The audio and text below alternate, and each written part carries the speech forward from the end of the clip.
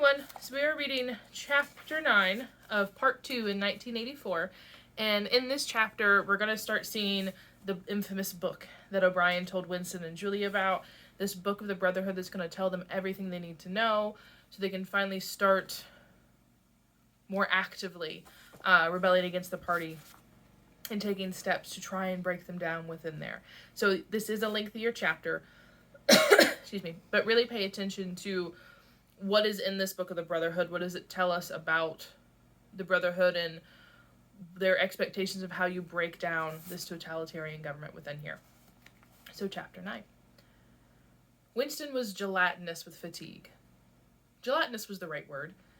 It had come into his head spontaneously. His body seemed to have not only the weakness of a jelly, but its translucency.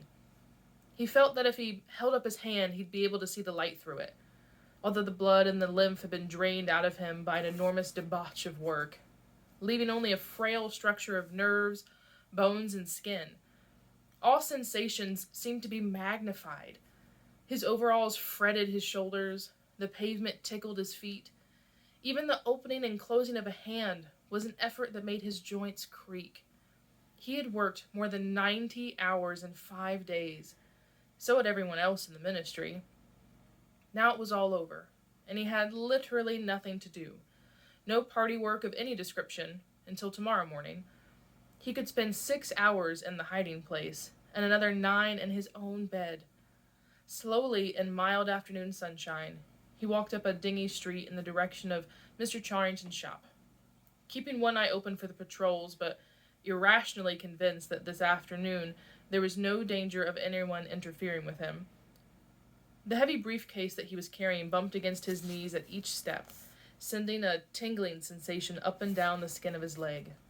Inside it was the book, which he now had in his possession for 6 days, and had not yet opened, nor even looked at it.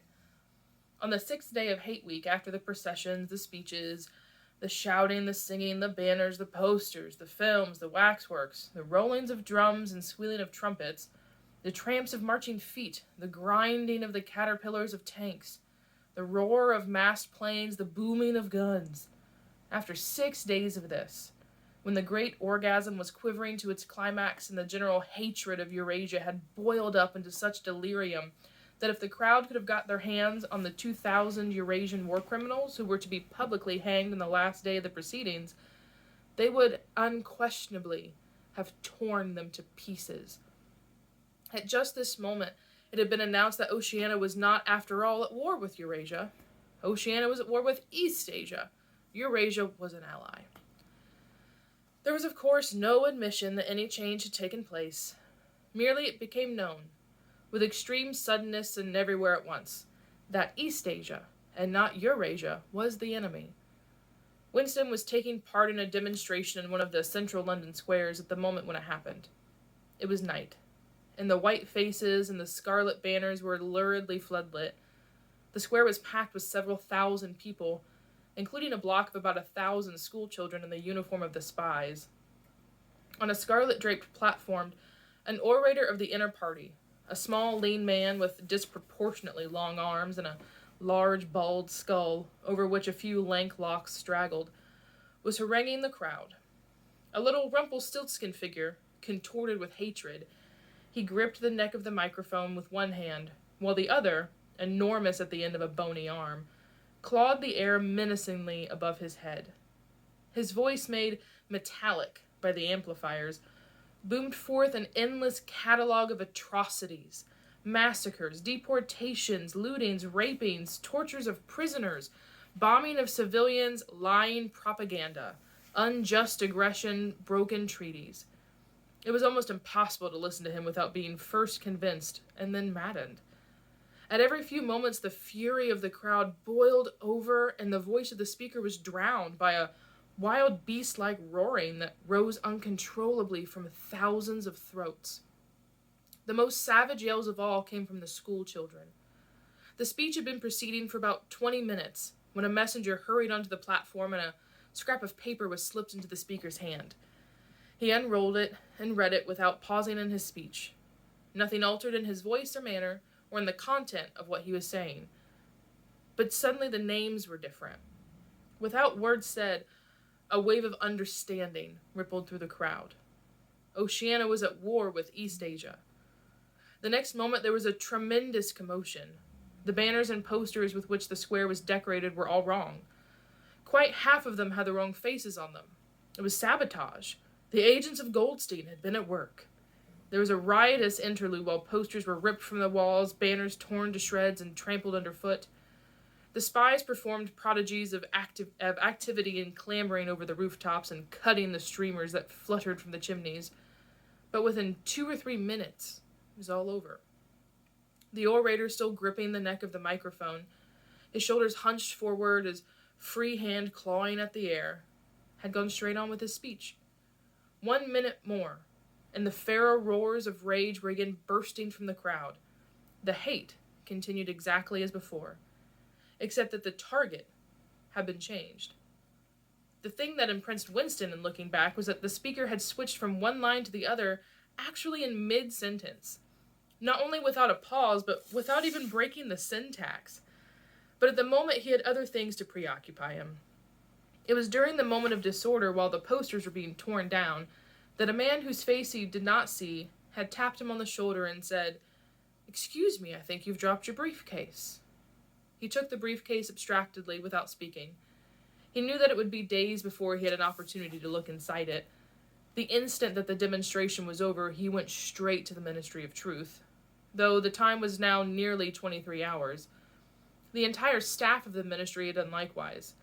The orders already issuing from the telescreens, recalling them to their posts, were hardly necessary.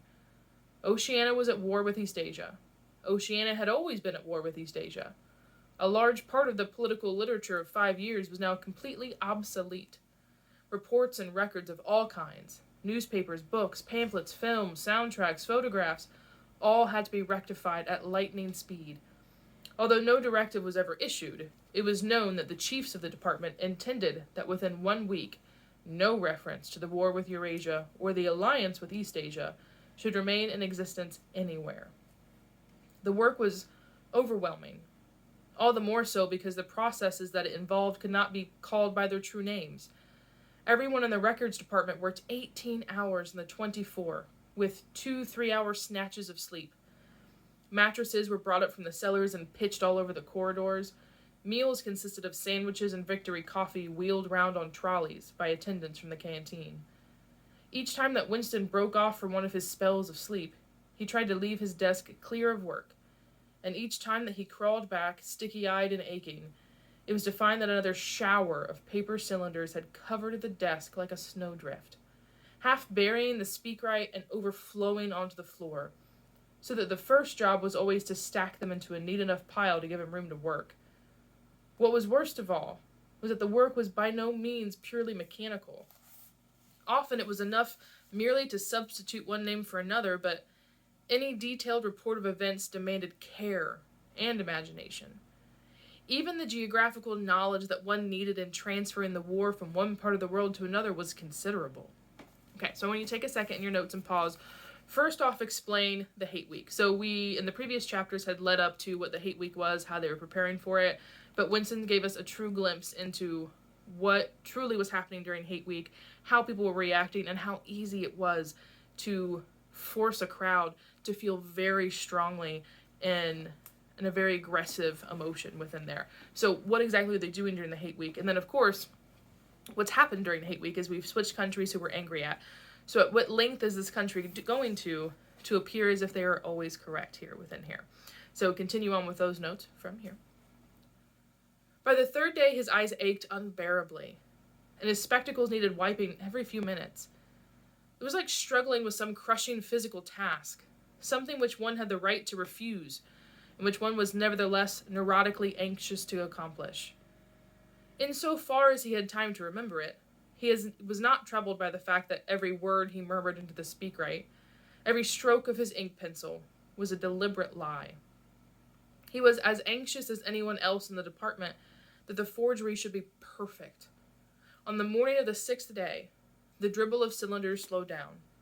For as much as half an hour, nothing came out of the tube. Then one more cylinder, then nothing. Everywhere at about the same time the work was easing off. A deep and as it were secret sigh went through the department. A mighty deed, which could never be mentioned, had been achieved. It was now impossible for any human being to prove by documentary evidence that the war with Eurasia had ever happened.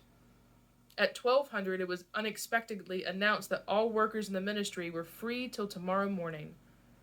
Winston, still carrying the briefcase containing the book, which had remained between his feet while he worked and under his body while he slept, went home, shaved himself, and almost fell asleep in his bath, although the water was barely more than tepid. With a sort of voluptuous creaking in his joints, he climbed the stair above Mr. Charrington's shop. He was tired, but not sleepy any longer. He opened the window, lit the dirty little oil stove, and put on a pan of water for coffee. Julia would arrive presently. Meanwhile, there was the book. He sat down in the sluttish armchair and undid the straps of the briefcase. A heavy black volume, amateurly-ish bound, with no name or title on the cover. The print also looked slightly irregular. The pages were worn at the edges and fell apart easily, as though the book had passed through many hands. The inscription on the title page ran. Okay, so in your notes now where you're going, make sure all of these are focused on what the book is, what we're learning from the book, about the Brotherhood, and this also helps us understand O'Brien more since he's the one that gave the book to Winston here. The Theory and Practice of Oligarchical Collectivism by Emmanuel Goldstein. Winston began reading. Chapter 1. Ignorance is Strength. Throughout recorded time, and probably since the end of the Neolithic Age, there have been three kinds of people in the world: the high, the middle, and the low. They have been subdivided in many ways.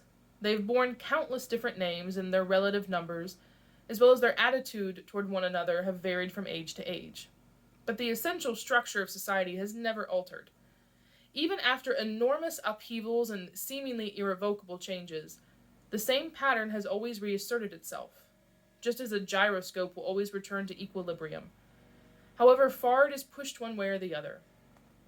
The aims of these three groups are entirely irreconcilable. Winston stopped reading, chiefly in order to appreciate the fact that he was reading, in comfort and safety. He was alone, no telescreen, no ear at the keyhole, no nervous impulse to glance over his shoulder or cover the page with his hand. The sweet summer air played against his cheek. From somewhere far away there floated the faint sounds of children. In the room itself there was no sound except the insect voice of the clock. He settled deeper into the armchair and put his feet up on the fender. It was bliss. It was eternity. Suddenly, as one sometimes does with a book of which one knows that one will ultimately read and reread every word, he reopened it at a different place, and found himself at the third chapter. He went on reading. Chapter 3, War is Peace. The splitting up of the world into three great superstates was an event which could be, and indeed, was foreseen before the middle of the 20th century. With the absorption of Europe by Russia and the British Empire by the United States, two of the three existing powers, Eurasia and Oceania, were already effectively in being. The third, East Asia, was only emerged as a distinct unit after another decade of confused fighting. The frontiers between the three superstates are in some places arbitrary, and in others they fluctuate according to the fortunes of war. But in general, they follow geographical lines. Eurasia comprises the whole of the northern part of European and Asiatic landmass, from Portugal to the Bering Strait. Oceania comprises the Americas, the Atlantic Islands, including the British Isles, Australasia, and the southern portion of Africa. East Asia, smaller than the others and with a less definite western front, comprises China and the countries to the south of it, the Japanese islands, and a large but fluctuating portion of Manchuria, Mongolia, and Tibet.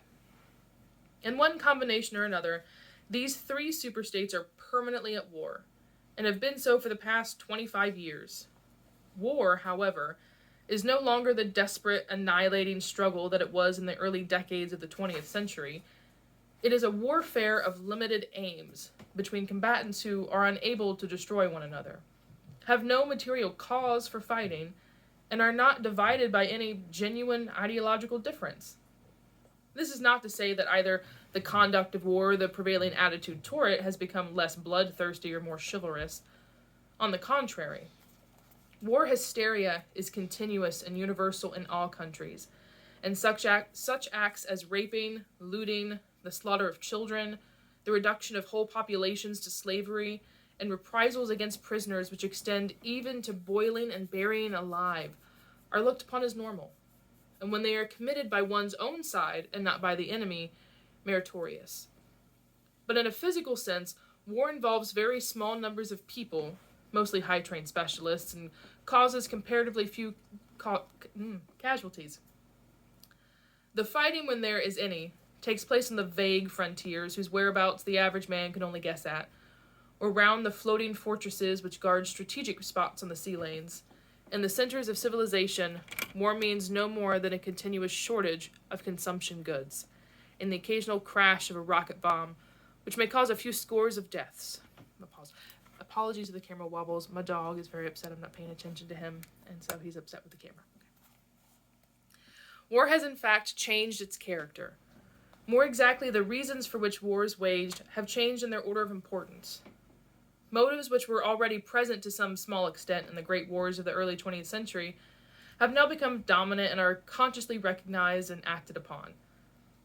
To understand the nature of the present war, for in spite of the regrouping which occurs every few years, it is always the same war. One must realize in the first place that it is impossible for it to be decisive.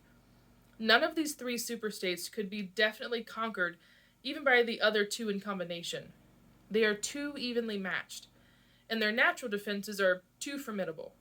Eurasia is protected by its vast land spaces, Oceania by the width of the Atlantic and the Pacific, East Asia by the fecundity and industriousness of its inhabitants. Secondly, there is no longer, in a material sense, anything to fight about. With the establishment of self-contained economies in which production and consumption are geared to one another, the scramble for markets, which was a main cause of previous wars, has come to an end, while the competition for raw materials is no longer a matter of life and death. In any case, each of the three superstates is so vast that it can obtain almost all of the materials that it needs within its own boundaries. Insofar as the war has a direct economic purpose, it is a war for labor power. Between the frontiers of the superstates and not permanently in the possession of any of them, there lies a rough quadrilateral with its corners of Tangier, Brazzaville, Darwin, and Hong Kong, containing with it about a fifth of the population of the earth. It is for possession of these thickly populated regions and of the northern ice cap that the three powers are constantly struggling. In practice, no one power ever controls the whole of the disputed area. Portions of it are constantly changing hands, and it is the chance of seizing this or that fragment by a sudden stroke of treachery that dictates the endless change of alignments. Okay, so in your notes, pause in there, make sure you're putting what is the purpose of war with these three superstates. So they've mentioned here what past purposes of war have been and why people have fought. So why is war currently kind of pointless? Why is a moot point that we have these three superstates fighting in the first place?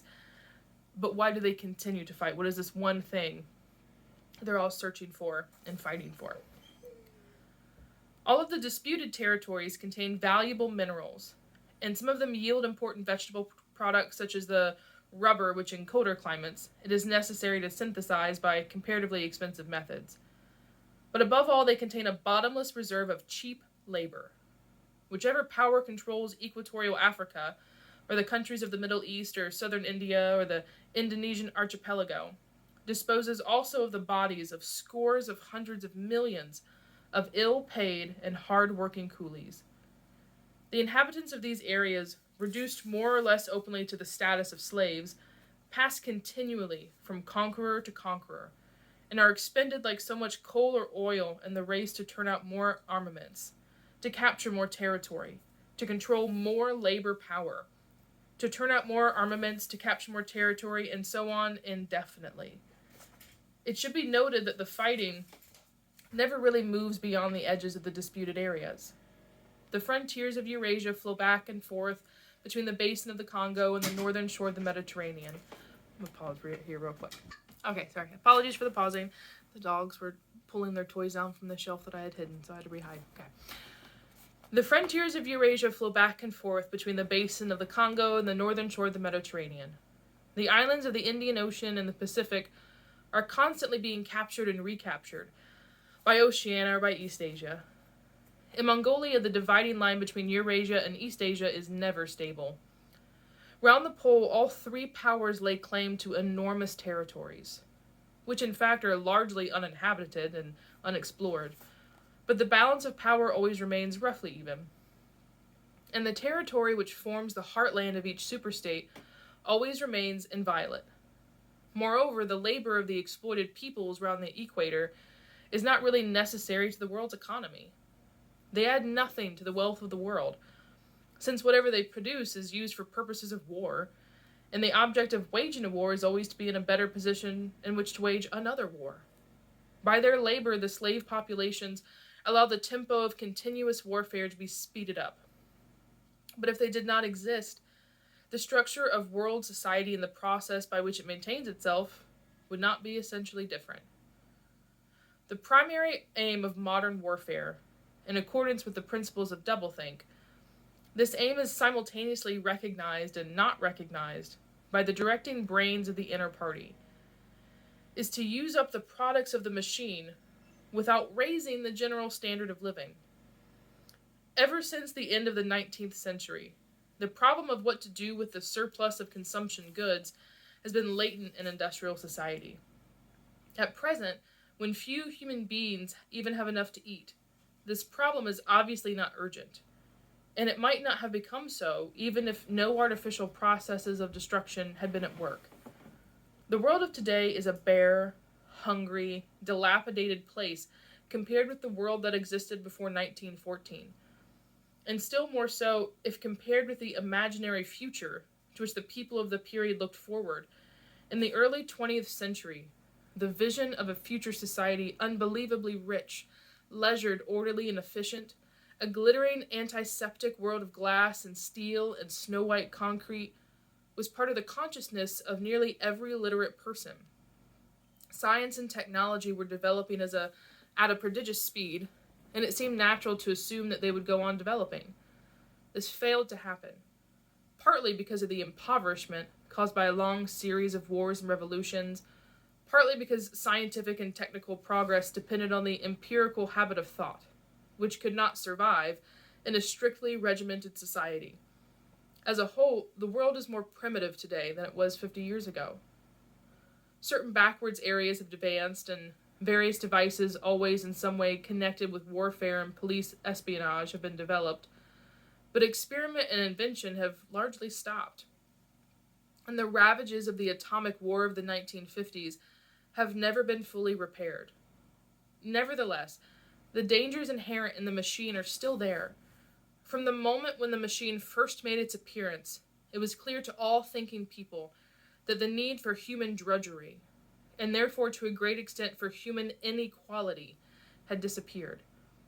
If the machine were used deliberately for that end, hunger, overwork, dirt, illiteracy, and disease could be eliminated within a few generations. And in fact, without being used for any such purpose, but by a sort of automatic process, by producing wealth which it was sometimes impossible not to distribute, the machine did raise the living standards of the average human being very greatly over a period of about 50 years at the end of the 19th and beginning of the 20th centuries. So pausing it again in your notes. They've done a lot of critiquing of the purpose of why these three superstates particularly are having these wars, but make those modern connections now. What is it critiquing about war in general? What is it critiquing about governments going into war and the purpose of war within there? So what are those connections that you can make to the critiques we're seeing here within it? But it was also clear that an all-round increase in wealth threatened the destruction, indeed in some sense was the destruction, of a hierarchical society. In a world in which everyone worked short hours, had enough to eat, lived in a house with a bathroom and a refrigerator, and possessed a motor car or even an airplane, the most obvious and perhaps the most important form of inequality would already have disappeared. If it once became general, wealth would confer no distinction. It was possible, no doubt, to imagine a society in which wealth, in the sense of personal possessions and luxuries, should be evenly distributed, while power remained in the hands of small privileged caste. But in practice, such a society could not long remain stable. For if leisure and security were enjoyed by all alike, the great mass of human beings who are normally stupefied by poverty would become literate and would learn to think for themselves. And when once they had done this, they would sooner or later realize that the privileged minority had no function, and they would sweep it away. In the long run, a hierarchical society was only possible on a basis of poverty and ignorance. To return to the agricultural past, as some thinkers about the beginning of the 20th century dreamed of doing, was not a practical solution. It conflicted with the tendency toward mechanization, which had become quasi-instinctive through almost the whole world. And moreover, any country which remained industrially backward was helpless in a military sense and was bound to be dominated directly or indirectly by its more advanced rivals. So in this session especially, remember back when we learned about George Orwell, and obviously very anti-totalitarianism, but what government was he pro? What did he want governments and countries to run on? And what has he then described in this paragraph here? And why does it not work for governments? Why is he critiquing governments? Why is he saying they wouldn't want to have this equal society where everybody has wealth within there? Nor was it a satisfactory solution to keep the masses in poverty by restricting the output of goods. This happened to a great extent during the final phase of capitalism, roughly between 1920 and 1940. The economy of many countries was allowed to stagnate. Land went out of cultivation, capital equipment was not added to, great blocks of the population were prevented from working and kept half alive by state charity. But this, too, entailed military weakness. And since the provocations it inflicted were obviously unnecessary, it made opposition inevitable. The problem was how to keep the wheels of industry turning without increasing the real wealth of the world. Goods must be produced, but they need not be distributed.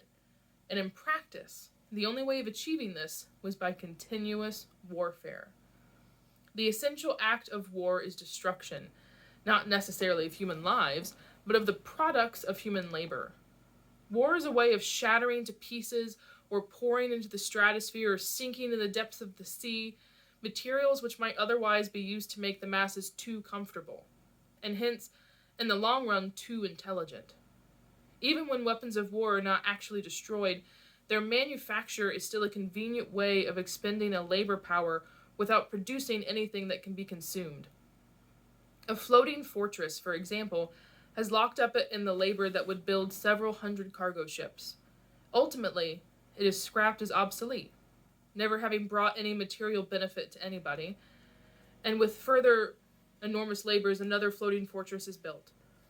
In principle, the war effort is always so planned as to eat up any surplus that might exist after meeting the bare needs of the population. In practice, the needs of the population are always underestimated, with the result that there is a chronic shortage of half the necessities of life. But this is looked on as an advantage. It is deliberate policy to keep even the favored groups somewhere near the brink of hardship, because a general state of scarcity increases the importance of small privileges, and thus magnifies the distinction between one group and another. By the standards of the early 20th century, even a member of the inner party lives an austere, laborious kind of life. Nevertheless, the few luxuries that he does enjoy, his large, well-appointed flat, the better texture of his clothes, the better quality of his food and drink and tobacco, his 2 or 3 servants, his private motor car or helicopter, set him in a different world from a member of the outer party. And the members of the outer party have a similar advantage in comparison with the submerged masses whom we call the proles. The social atmosphere is that of a besieged city, where the possession of a lump of horseflesh makes the difference between wealth and poverty. And at the same time, the consciousness of being at war and therefore in danger makes the handing over of all power to a small caste seem the natural, unavoidable condition of survival. Okay, so again in your notes, how does the government use war to keep these class systems where you have the very small portion upper, high class, middle, and lower class. So how are they using war to keep that caste system? What's the benefit of doing so? And how are they abusing that power, abusing the other lower caste systems to gain that within here? War, it will be seen, not only accomplishes the necessary destruction, but accomplishes in a psychologically acceptable way. In principle, it would be quite simple to waste the surplus of labor of the world by building temples and pyramids, by digging holes and filling them up again, or even by producing vast quantities of goods and then setting fire to them. But this would provide only the economic and not the emotional basis for a hierarchical society. What is concerned here is not the moral of the masses, whose attitude is unimportant so long as they are kept steadily at work, but the morale of the party itself. Even the humblest party member is expected to be competent, industrious, and even intelligent within narrow limits. But it is also necessary that he should be a credulous and ignorant fanatic, whose prevailing moods are fear, hatred, adulation, and orgastic triumph. In other words, it is necessary that he should have the mentality appropriate to a state of war. It does not matter whether the war is actually happening, and since no decisive victory is possible, it does not matter whether the war is going well or badly. All that is needed is that a state of war should exist. The splitting of the intelligence which the party requires of its members, and which is more easily achieved in an atmosphere of war, is now almost universal. But the higher up the ranks one goes, the more marked it becomes. It is precisely in the inner party that war hysteria and hatred of the enemy are strongest. In his capacity as an administrator, it is often necessary for a member of the inner party to know that this or that item of war news is untruthful. And he may often be aware that the entire war is spurious and is either not happening or is being waged for purposes quite other than the declared ones, but such knowledge is easily neutralized by the technique of doublethink. Meanwhile, no inner party member wavers for an instant in his mystical belief that the war is real, and that it is bound to end victoriously, with Oceania the undisputed master of the entire world. All members of the inner party believe in this coming conquest as an article of faith. It is to be achieved either by gradually acquiring more and more territory, and so building up an overwhelming preponderance of power, or by the discovery of some new and unanswerable weapon. The search for new weapons continues unceasingly, and is one of the very few remaining activities in which the inventive or speculative type of mind can find any outlet. In Oceania at the present day, science in the old sense has almost ceased to exist. In Newspeak, there is no word for science. The empirical method of thought, on which all the scientific achievements of the past were founded, is opposed to the most fundamental principles of Ingsoc. And even technological progress only happens when its product can in some way be used for the diminution of human liberty. In all the useful arts, the world is either standing still or going backwards. The fields are cultivated with horse plows, while books are written by machinery. But in matters of vital importance, meaning, in effect, war and police espionage, the empirical approach is still encouraged, or at least tolerated. The two aims of the party are to conquer the whole surface of the earth, and to extinguish once and for all the possibility of independent thought. There are therefore two great problems which the party is concerned to solve. One is how to discover against his will what another human being is thinking, and the other is how to kill several 100 million people in a few seconds without giving warning beforehand. Insofar as scientific research still continues, this is its subject matter. The scientist of today is either a mixture of psychologist and inquisitor, studying with extraordinary minuteness the meaning of facial expressions, gestures, and tones of voice, and testing the truth-producing effects of drugs, shock therapy, hypnosis, and physical torture, or he is a chemist, physicist, or biologist concerned only with such branches of his special subject as are relevant to the taking of life. In the vast laboratories of the Ministry of Peace, and in the experimental stations hidden in the Brazilian forests or in the Australian desert, or on lost islands of the Antarctic. The teams of experts are indefatigably at work. Some are concerned simply with planning the logistics of future wars. Others devise larger and larger rocket bombs, more and more powerful explosives, and more impenetrable armor plating. Others search for new and deadlier gases, or for soluble poisons capable of being produced in such quantities as to destroy the vegetation of whole continents, or for breeds of disease germs, immunized against all possible antibodies. Others strive to produce a vehicle that shall bore its way under the soil like a submarine under the water, or an airplane, as independent of its base as a sailing ship. Others explore even remoter possibilities, such as focusing the sun's rays through lenses suspended thousands of kilometers away in space, or producing artificial earthquakes and tidal waves by tapping the heat at the Earth's center. Okay, so pausing in your notes, what is the purpose of science in this totalitarian war state that the Brotherhood book is explaining to our Winston here? But none of these projects ever come anywhere near realization. And none of these three superstates ever gains a significant lead on the other. What is more remarkable is that all three powers already possess, in the atomic bomb, a weapon far more powerful than any that their present researchers are likely to discover. Although the party, according to its habit, claims the invention for itself, atomic bombs first appeared as early as the 1940s, and were first used on a large scale about 10 years later. At that time, some hundreds of bombs were dropped on industrial centers, chiefly in European, Russia, Western Europe, and North America. The effect was to convince the ruling groups of all countries that a few more atomic bombs would mean the end of organized society, and hence their own power.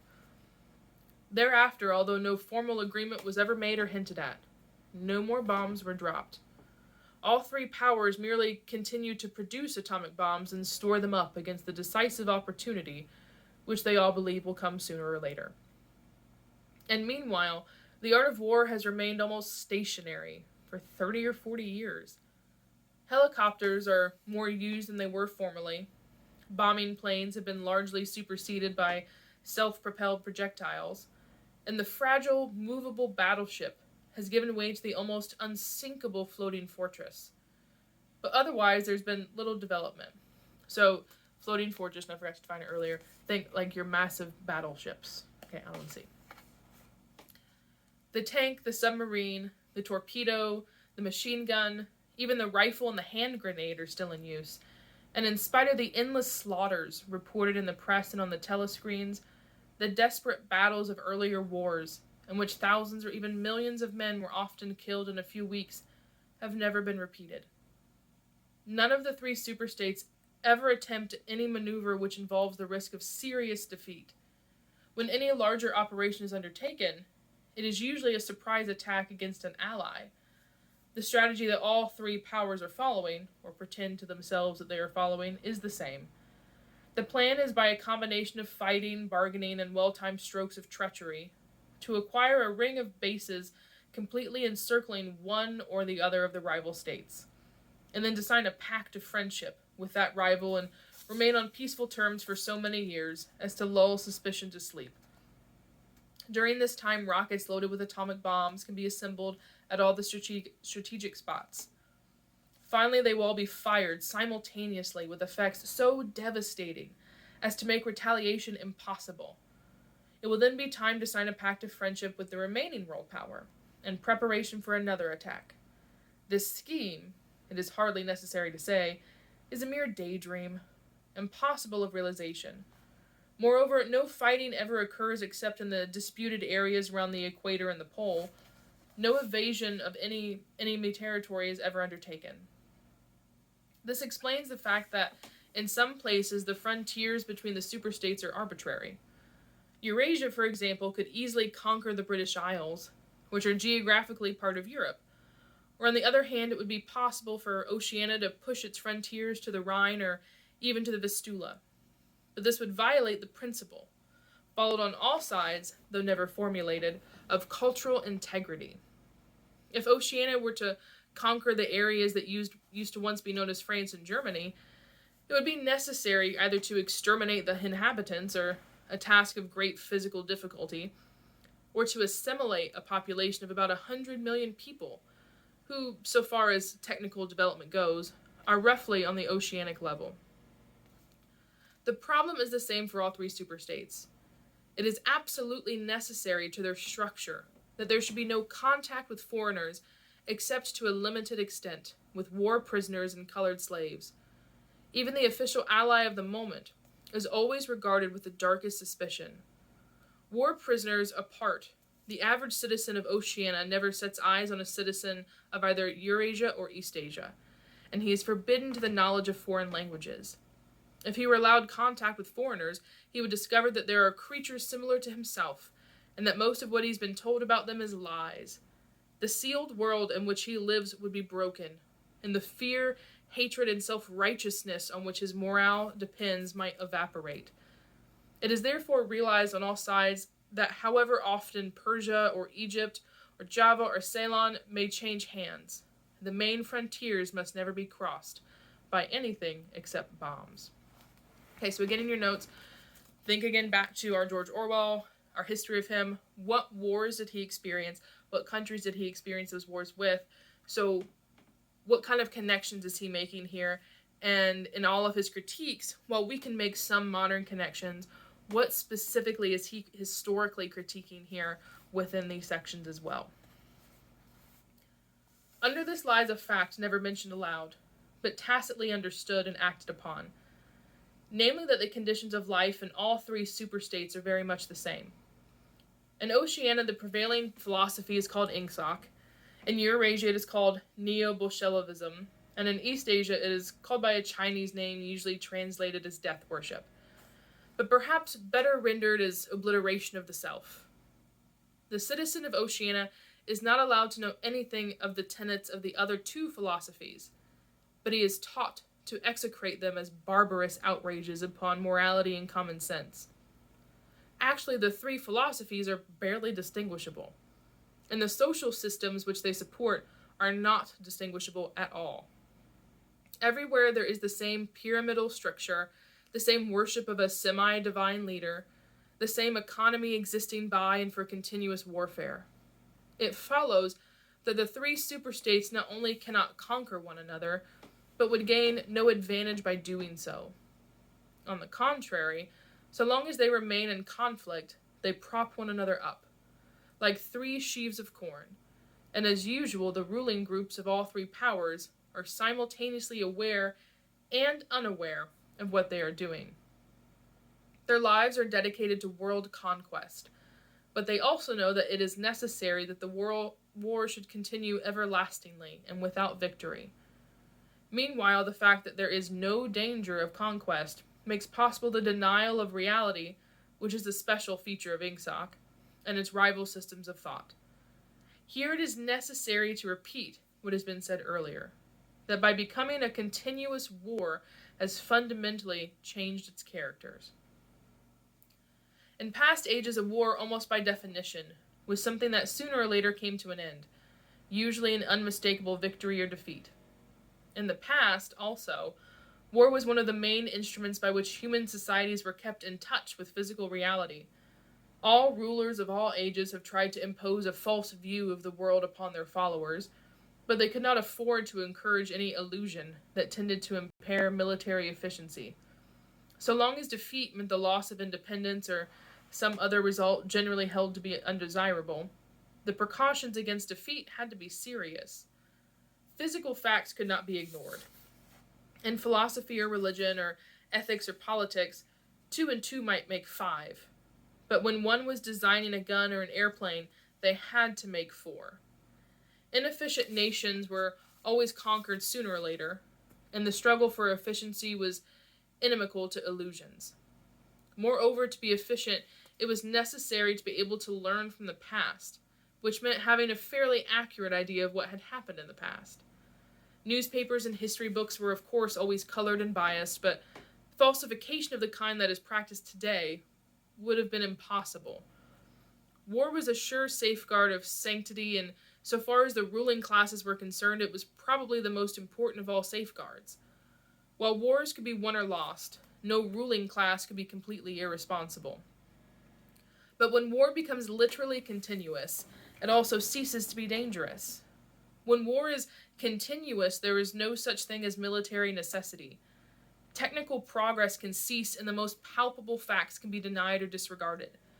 As we have seen, researches that could be called scientific are still carried out for the purposes of war, but they are essentially a kind of daydreaming, and their failure to show results is not important. Efficiency, even military efficiency, is no longer needed. Nothing is efficient in Oceania except the thought police. Since each of the three superstates is unconquerable, each is in effect a separate universe within which almost any perversion of thought can be safely practiced. Reality only exerts its presence through the needs of everyday life. The need to eat and drink, to get shelter and clothing, to avoid swallowing poison or stepping out of a top-story window, and the like.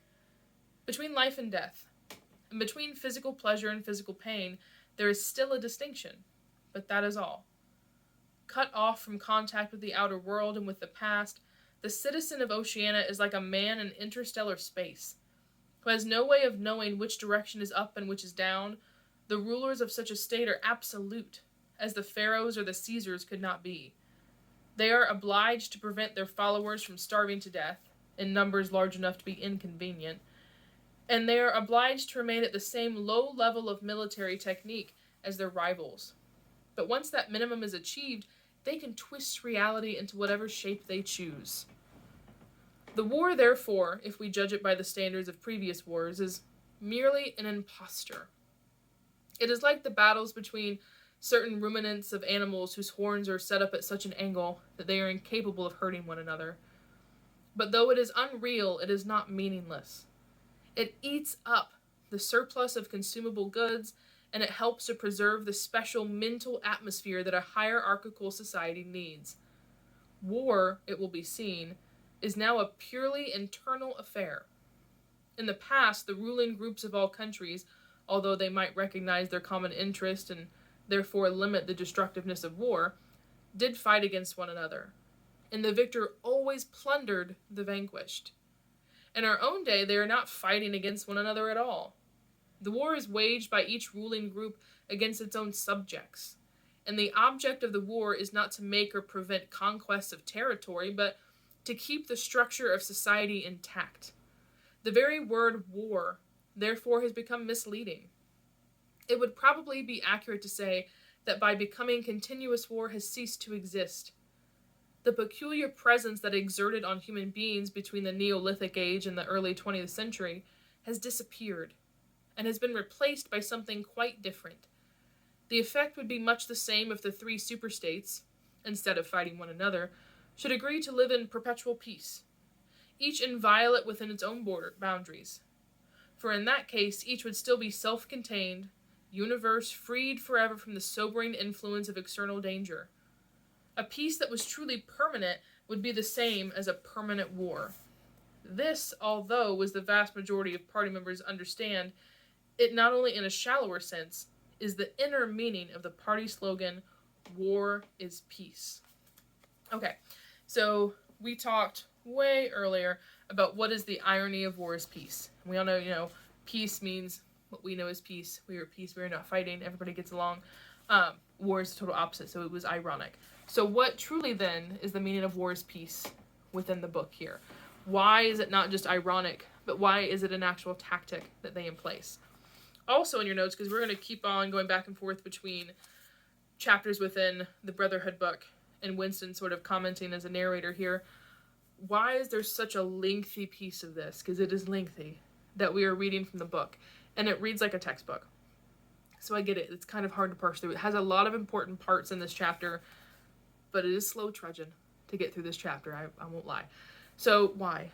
Why has our author, almost halfway through the book, decided to include very large sections of the Brotherhood book? And what are we meant to be taken away from it? What are all of these critiques? Why is Orwell doing this? And why would Winston want to specifically highlight these areas that he's reading as well too? So we continue. Winston stopped reading for a moment. Somewhere in remote distance a rocket bomb thundered. The blissful feeling of being alone with the forbidden book in a room with no telescreen had not worn off. Solitude and safety were physical sensations, mixed up somehow with the tiredness of his body, the softness of the chair, touch of the faint breeze from the window that played upon his cheek. The book fascinated him, or more exactly, it reassured him. In a sense, it told him nothing that was new, but that was part of the attraction. It said what he would have said, if it had been possible for him to set his scattered thoughts in order. It was the product of a mind similar to his own, but enormously more powerful, more systematic, less fear-ridden. The best books, he perceived, are those that tell you what you know already. Okay, important quote there. The best books are the ones that tell you what you know already. What does he mean here, and why is that important? He had just turned back to chapter 1 when he heard Julia's footsteps on the stair and started out of his chair to meet her. He dumped her brown tool bag on the floor and flung herself into his arms.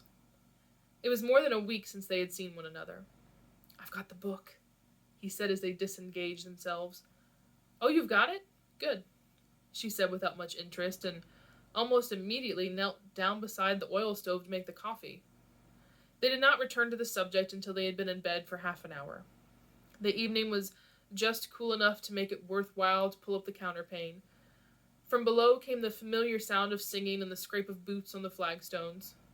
The brawny, red-armed woman whom Winston had seen there on his first visit was almost a fixture in the yard. There seemed to be no hour of daylight which she was not marching to and fro between the washtub and the line, alternately gagging herself with clothes pegs and breaking forth into lusty song. Julia had settled down on her side and seemed to be already on the point of falling asleep. He reached for the book, which was lying on the floor, and sat up against the bedhead. "We must read it," he said. "You too, all members of the Brotherhood have to read it." "You read it," she said with her eyes shut.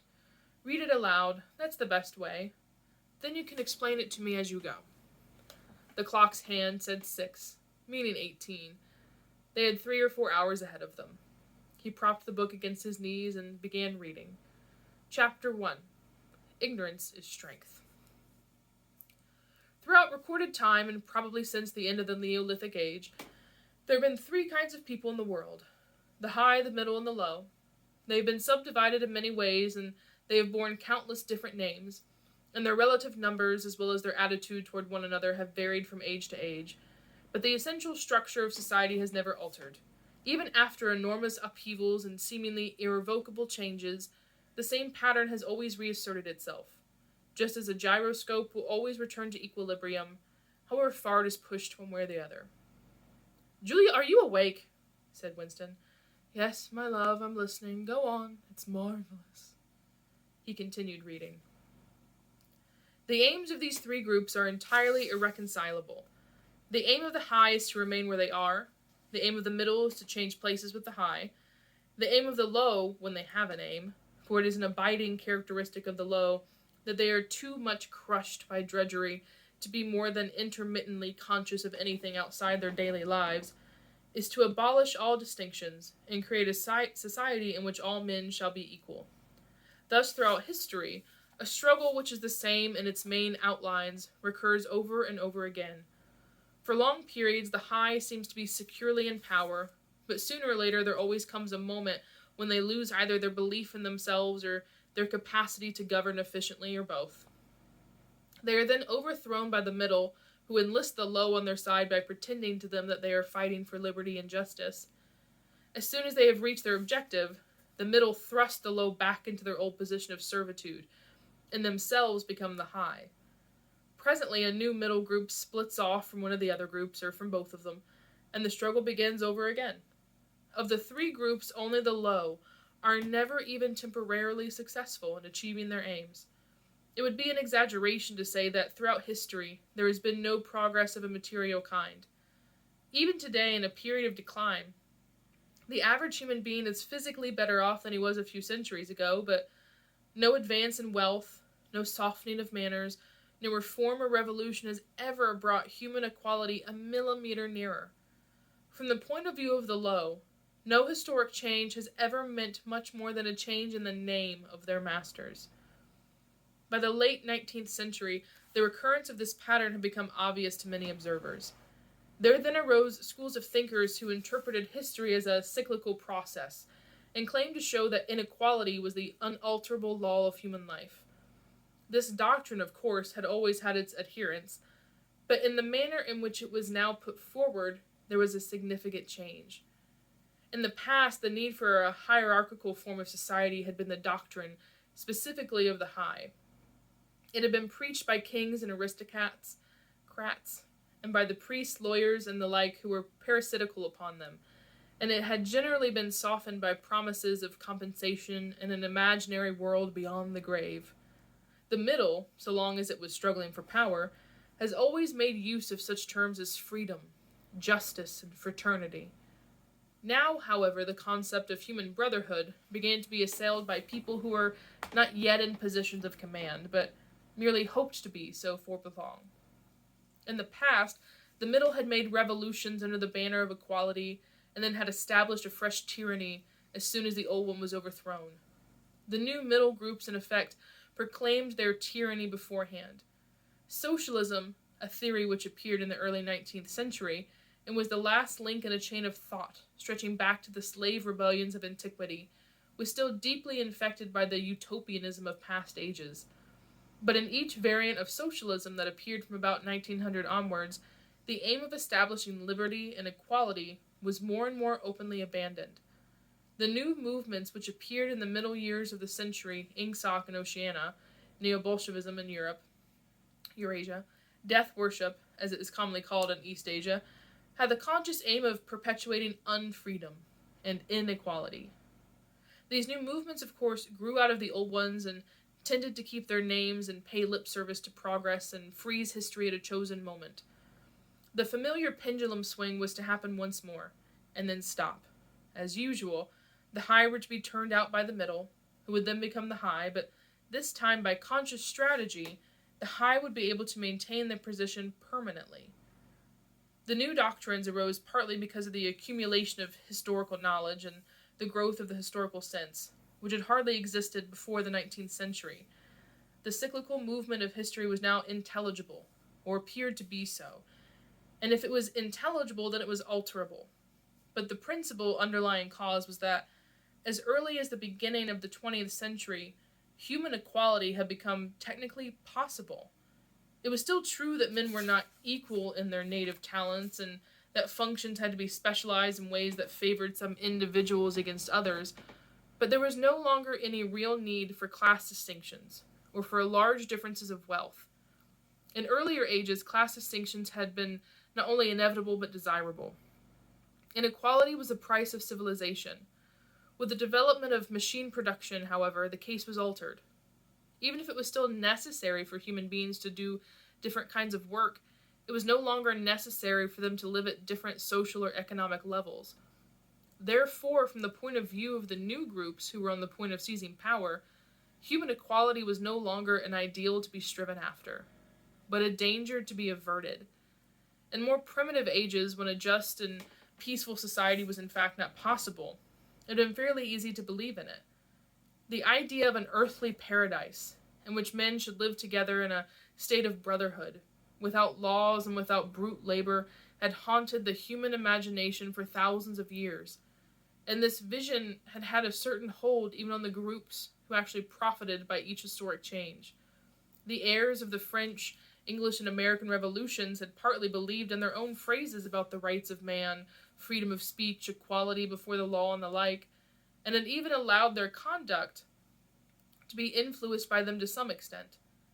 But by the fourth decade of the 20th century, all the main currents of political thought were authoritarian. The earthly paradise had been discredited at exactly the moment when it became realizable. Every new political theory, by whatever name it called itself, led back to its hierarchy and regimentation. And in the general hardening of outlook that set in round about 1930, practices which had been long abandoned, in some cases for hundreds of years, imprisonment without trial, the use of war prisoners as slaves, public executions, torture to extract confessions, the use of hostages, and the deportation of whole populations, not only became common again, but were tolerated and even defended by people who consider themselves enlightened and progressive. Okay, so we are going to pause there in the middle of this chapter. We've got about 13 pages left in the chapter, but that was a lot. So I want you to take a moment in your notes, sum up both what Winston's going through and the hate week and what he experienced, and then take a moment and summarize what we read from chapter 3 of the Brotherhood book and what we've read so far of chapter 1 of the Brotherhood book. And also, while Julia has only really been in here for like 2 seconds and that's it, she's speaking volumes in how she's interacting with Winston right now and with the book specifically. So take a moment for your notes, comparing their interactions, summing up the different sections of this specific chapter, and then we'll continue on the last half of chapter 9 in the next video.